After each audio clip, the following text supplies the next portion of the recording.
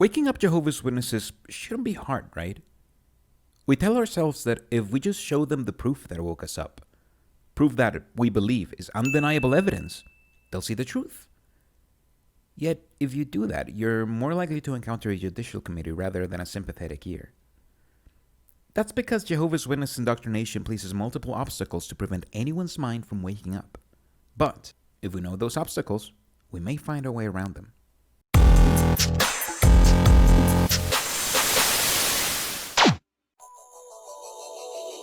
This is the first thing anyone waking up thinks. How am I going to wake up X person? But here's the thing. If waking people up from a cult was easy, there wouldn't be any cults. The idea is somewhat intuitively hard to understand sometimes because we know that the truth should shine through. Usually, the truth makes far more sense than the lie, and can therefore destroy the lie just by comparison. And that's the thing about the truth. You don't need to protect it from anything. It's usually easy to spot the truth once you can see the whole argument. That's why the doctrines and teachings are designed to prevent Jehovah's Witnesses from seeing the whole argument, objectively at least.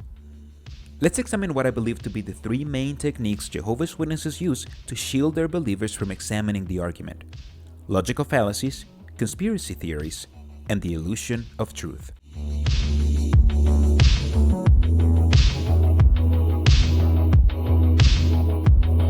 Logical fallacies have to be the number one method Jehovah's Witnesses use to keep followers indoctrinated.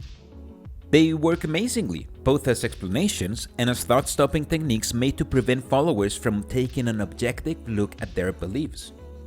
A quick and obvious example is the New Light Doctrine. The New Light Doctrine is circular reasoning that basically explains the need to update beliefs constantly by saying that humans are just not good at understanding what God wants or says. Therefore, we need to keep refining our understanding, which is why all publications say crazy things sometimes. Jehovah's Witnesses will tell you, it's all light.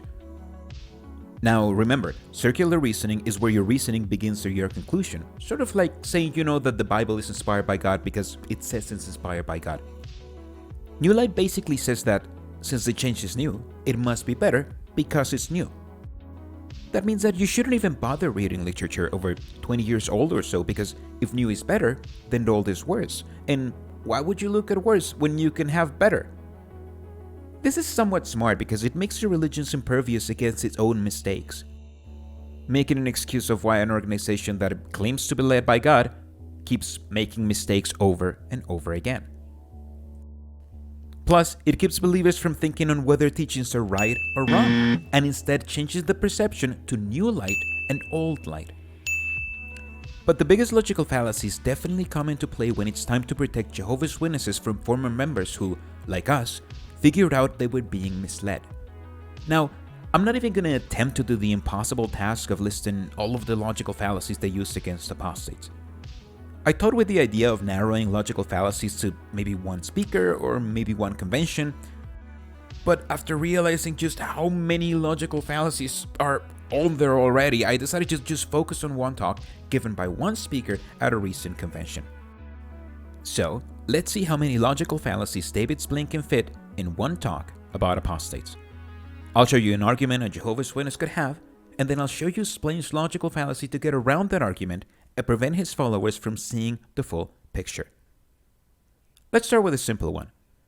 The full context of the JW religion shows that there are many court cases against the religion. Let's see how he uses anecdotal fallacy to manipulate his followers into dismissing the evidence. I'll tell you an actual experience. Some time ago, a lawyer told me about a case he had. That was a case of medical malpractice by a doctor.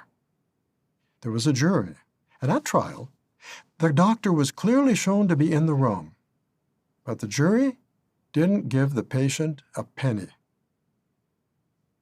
The lawyer was confused, so after the trial, he approached two of the jurors and asked, "If you don't mind, tell me which part of the testimony you didn't believe." The jurors replied, "Oh, we didn't get that far. The doctor was cute, and we didn't want him to have to pay anything." With deep thinkers like that, no wonder many lawyers try to settle their cases rather than bring them to a jury. He's not going to disprove the whole judicial system in one talk. Instead, he uses just one anecdote to try to discredit the whole judicial system. And the message is clear. Dismiss any information out there on lost court cases because of this one story. Let's use another argument. Jehovah's Witnesses will not give their children a blood transfusion, even if the doctor tells them it's their only way to save their lives. Let's explain using a strawman fallacy to get around it. Consider this. Now you're working from door to door, and you meet a householder who says, "You Jehovah's Witnesses are terrible people. You let your children die. You don't accept medical treatment." Well, you ask the householder, "Do you know any of Jehovah's Witnesses personally?" "No." "Then where did you get the idea that we let our children die and don't accept medical treatment?" The householder says, "I have it on good authority. I read it in the newspaper." Well, if it's in the newspaper, it must be true, right? Funny enough, he first uses a strawman, Jehovah's Witnesses let people die, and then he doesn't even try to attempt to refute the argument. Another argument is, I found information online that disproves my beliefs. In here, he'll use a few logical fallacies to explain that away. First, he'll use a direct appeal to emotion. Now, you don't know whether these individuals are apostates or just brothers and sisters who are in serious spiritual trouble. But does it matter? How does it make you feel?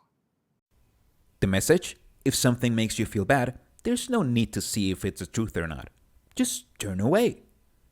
And then he uses another one. And at least some of what Eliphaz said was inspired by the demons. How do we know that? He admitted it. Eliphaz says, "A spirit passed over my face. The hair of my flesh bristled. It then stood still.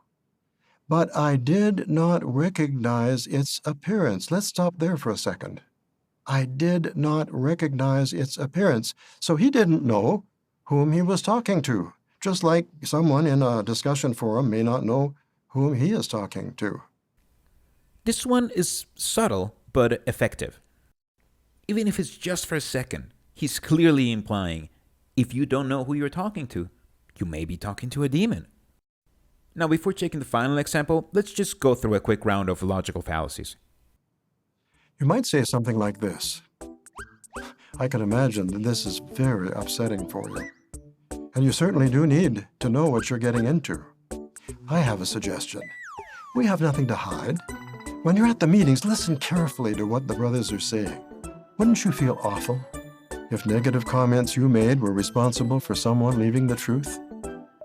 I know you wouldn't want that to happen. So please, please, be careful about what you say. Watch how we interact with one another. And some who aren't really apostates can cause just as much trouble as the apostates do by their negative talk and criticism. Take note of how the organization is financed. Some people believe everything they read in the newspaper or see on TV. Do you? Should you? Get to know the elders, their wives. Introduce yourself to the circuit overseer and his wife when they come. But sometimes he uses rot from within, a subtle means to attack us. Visit world headquarters of the branch. I'll come with you. I'll help you. Now, it's bad enough if people in the world believe everything they read in the newspaper. But brothers, let's not be among them. Let's not be naive. And I want you to get really acquainted with the organization. And if you do, I'm sure you'll soon realize that what the people are saying about us isn't true.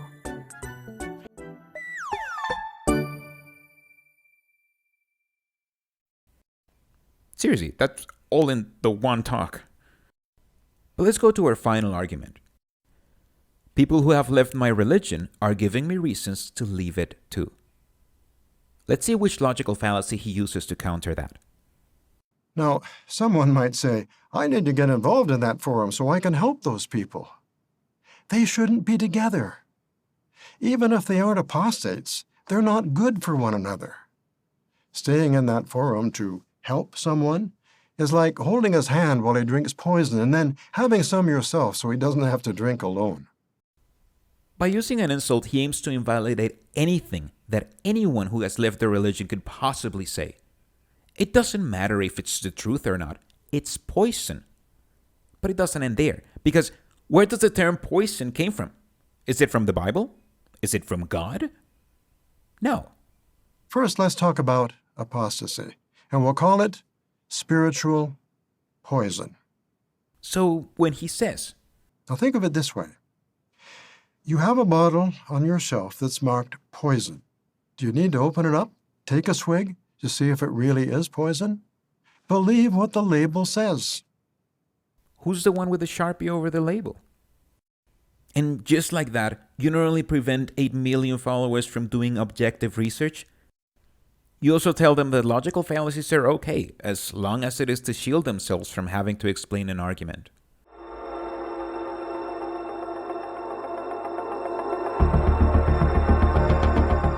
Jehovah's Witnesses have an amazing conspiracy out there that places the most evil character, the devil himself, as the main persecutor and victimizer. Witnesses believe the whole world is under Satan's influence. They basically believe that once Adam and Eve sinned, a big issue was raised. Should God govern, or should the devil be allowed to govern? To answer this question, Jehovah allowed the devil to rule over the earth, just to show how badly he would actually do. But don't worry, soon God will restore his rulership in the Battle of Armageddon, destroying Satan and anyone who follows him. Forget about whether or not the issue of rulership is even mentioned in the Bible. It's not. This conspiracy explains why anything that seems to be against the religion or its leaders cannot be trusted. Since Satan literally rules the world, any evidence anyone comes up with that contradicts their beliefs and that seems convincing must only come from Satan. Show them court cases against their religion, scientific evidence against their beliefs, or anything else that can be used to disprove their religion. They'll shrug it off because they literally believe the devil placed it there to try to stumble them out of the truth. If the criticism comes from a trustworthy documentary or news organization, that's just because they talk to apostates, and We know what those people would say. they just want to get as many people out of their truth because they're bitter, because they're gonna get killed off in Armageddon. If the criticism comes from governments, why wouldn't it? Satan literally controls the world. The devil works through governments to prosecute the one true religion. Therefore, criticism must only mean that the JWs are the only one true religion. Plus, who cares what they say if all governments are going to get destroyed by God himself right before Armageddon? This, like a good conspiracy theory, doesn't just explain away the truth. It also plays them into the most important role on earth, proving that God is right and Satan is wrong. And wouldn't you know it, it's said guys in New York who can tell you just how to do that with every action you take every day for the rest of your life. However, there's a deeper aspect to this conspiracy theory.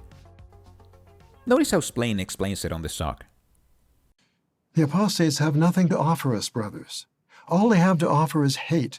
All they have is, to offer is criticism and negative talk. See, the conspiracy says that Satan rules the world now, which includes the governments, the media, and everything else that's not the organization. And that will end soon when Jehovah brings Armageddon and transforms the world into a paradise earth. Now, just like the teaching of Satan ruling the world cannot be found anywhere in the Bible, the teaching of a paradise earth, or even the phrase paradise earth, cannot be found in the Bible either. But that won't stop a Jehovah's Witness from believing. Remember, what do apostates have to offer? You see, if the arguments against the religion are right, what do they get? Nothing. But if they're wrong and they believe them, then they're going to get destroyed in Armageddon, which can happen tomorrow. Think about it. If you're a Jehovah's Witness and you're right, you get to be with your loved ones again in a paradise forever. You get to wake up without having to worry about anything. You get to do whatever you want in a paradise God guided you to build for you. What do apostates have to offer that can rival that? We've all lost someone in death. We're all afraid of death coming for our loved ones or for ourselves. If someone was giving you a way to save your life and the lives of everyone you love forever, why would you care if some guy messes up in front of a judge, or if some woman is having a bad time with some bad elder and the organization is handling incorrectly? God will make it better for them, just as he's making it better for me later. Their conspiracy theory is perfectly planned and beautifully executed, offering the carrot of a simple explanation to any argument, while threatening with the stick of dying in Armageddon and not seeing their loved ones again. The argument obviously doesn't make any sense. At the end of the day, it's not your obligation to let someone know they're being scammed and then also find a way to give them what the scammer promised. But I would argue there is no logic, no argument, no truth that can rival that, because wouldn't you turn off your brain and use any cheap logical tricks if the prize was not to see your daughter in a wheelchair, to not wake up old in pain, to see your dead spouse again? To a Jehovah's Witness, any argument against a religion is a rock that threatens to shatter the illusion of them waking up on paradise earth with their loved ones again. Why would they risk it?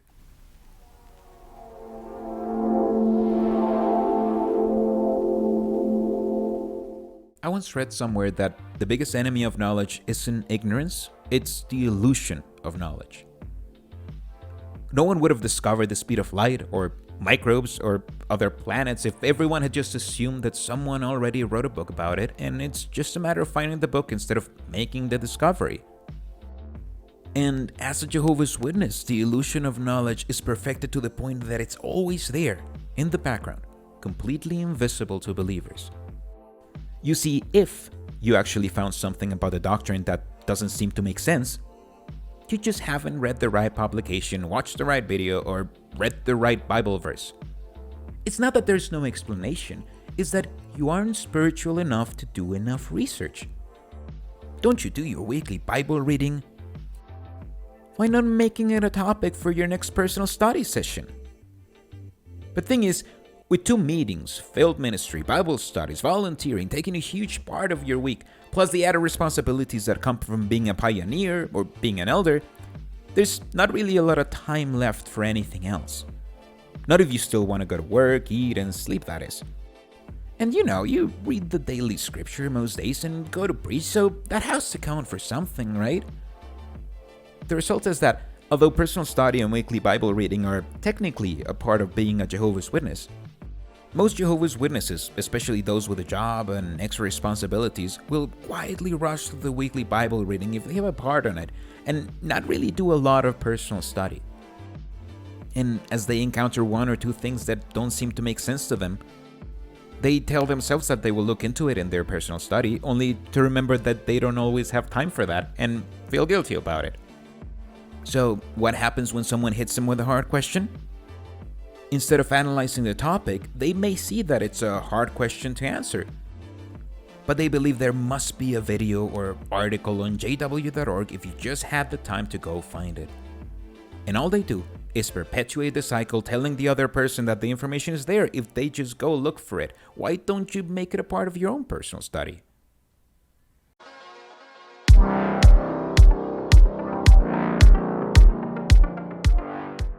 All that leads us back to our original question. How am I going to wake up someone else? Well, as we've seen, Jehovah's Witnesses have layers of indoctrination made to prevent them from taking an objective look at their beliefs. They can use external sources because they're the devils, and they can use the history of the religion because that's all light. And if someone somehow breaks through the indoctrination, they cannot warn others because they're immediately insulted and shunned. A Jehovah's Witness cannot find a problem with the religion. If they do, the problem isn't the religion, the problem is them. That's why you cannot show the truth to a Jehovah's Witness and expect them to believe it. And see, that's where we fail. We often make the mistake of thinking that Jehovah's Witnesses need proof that they're not in the right religion. And they don't. They're indoctrinated to believe that any proof you find against a religion is wrong. And if they can't see how it's wrong, it's because they are wrong too. They're trying to believe that their life depends on following without a question the teachings that 8 guys in New York decide to publish, and trying to believe that there's no logical fallacy, no conspiracy theory too crazy to justify it. That's why arguing will never work with a Jehovah's Witness. Because you don't wake someone up by arguing with them. You wake them up by asking questions. See, they're trying to rebuke every single argument you throw at them. But if you ask them a question, you're forcing them to think in the answer. So you just need to know the right question to ask. And this part is crucial because they're instructed to answer all their questions with the literature and videos. And all of them are obviously crafted to say what the organization wants it to say. And with so many logical fallacies used as thought-stopping techniques on one side, and an overwhelming amount of literature to search through on the other, it's just easier for witnesses to find reasons to ignore most questions. That's why the right question can't be about anything on the media, or philosophy, or even legal stuff.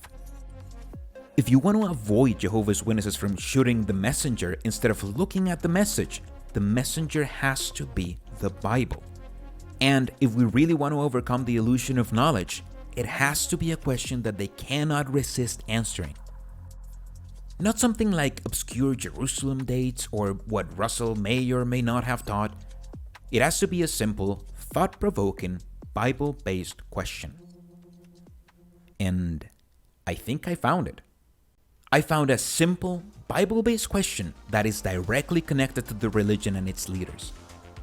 A question that not only questions the whole religion, but forces a Jehovah's Witness to set up a limit on how far they would go for the organization, and even envision what it would take for them to stop being a Jehovah's Witness altogether. The question is in the next video because we're obviously running out of time here. Plus, I wanted to start a conversation on how hard it is to wake up Jehovah's Witnesses because it seems like it shouldn't be. But hey, it took us however long it took us. So please let me know below, why is it that it's so hard to wake up Jehovah's Witnesses? Why do you think it's so hard to wake up a Jehovah's Witness, especially once you're out and you can see just how much information is out there and how much evidence it's out there that debunks their beliefs? Thank you so much for the support. Thank you so much for the subscribers. I would love to do this more often. It's just that these videos take a long time to edit, and a long time to make, a long time to write, and I have to balance that with, my job and everything. So, but hey, thank you so much for the support, and I'll see you all in lesson 2, I guess.